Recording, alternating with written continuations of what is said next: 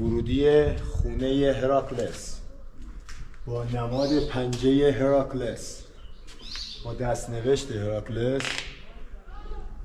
میخوام ببرمتون توی خونه هراکلس.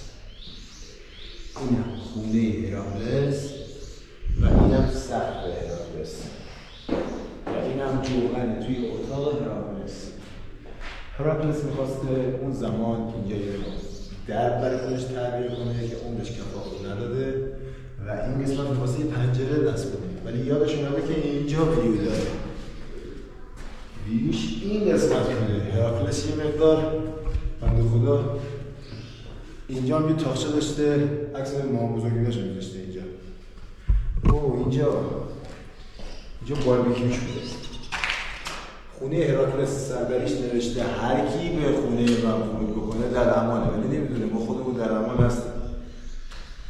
هر کی در این خانه وارد بشه در امانه. هراکلس میتونسته همون هرکول یا همچین کسی باشه که خب بالاخره دوران خودش زهر مار. فیلمونم خراب کرد. من سیروان در غار کرفتو در طبقه سوم